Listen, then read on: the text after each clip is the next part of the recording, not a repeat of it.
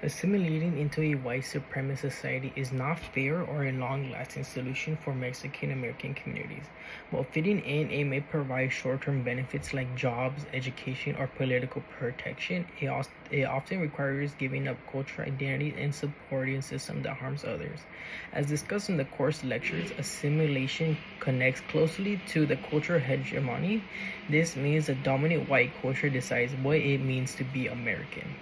This process punishes people to lose their tradition, language, and community ties in search of acceptance, which is truly never fully granted. The melting pot idea suggests unity, but it often hides the loss of individuality in culture amongst marginalized groups. It implies harmony but can demand that people fit in into dominant norms, leading to the erasure of their identity.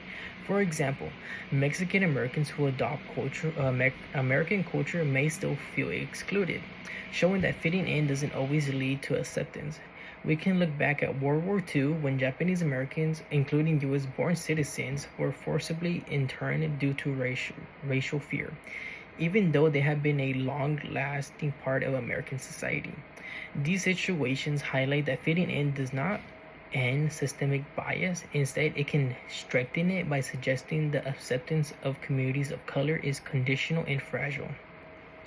The California Land Law of 1913 and the Immigration Act of 1924 shows how laws were created to limit the opportunities of non-white immigrants. No matter how much they contribute to the economy or try to fit in, the Alien Land Law specifically targeted Asian immigrants, especially Japanese, by preventing them from owning land, which is an important way to build wealth and stability. At the same time, the Immigrant Act set racially biased quotas, favoring Northern European and excluding Asians entirely. These laws create a racial system that favors white people and punish those who are different.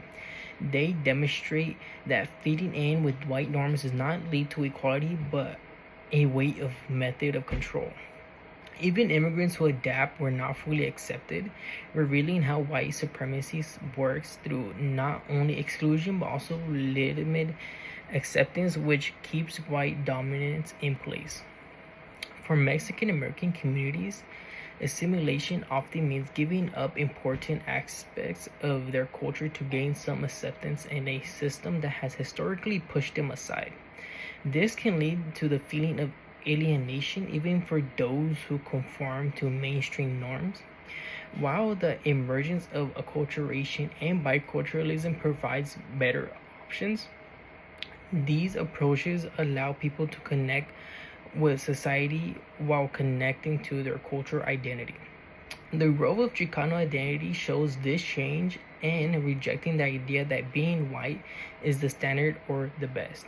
Instead, it promotes a proud and politically aware identity that focuses on resistance, justice, and celebrating Mexican American experiences.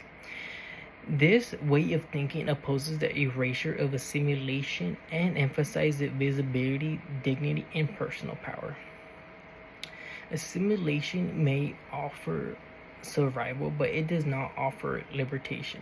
The real solution lies in challenging the structure that demands assimilation in the first place, in building spaces where equality, not conformity, is the goal. And my question is, how can public education better support Mexican American studies and affirming their heritage while resisting assimilist pressures? Thank you.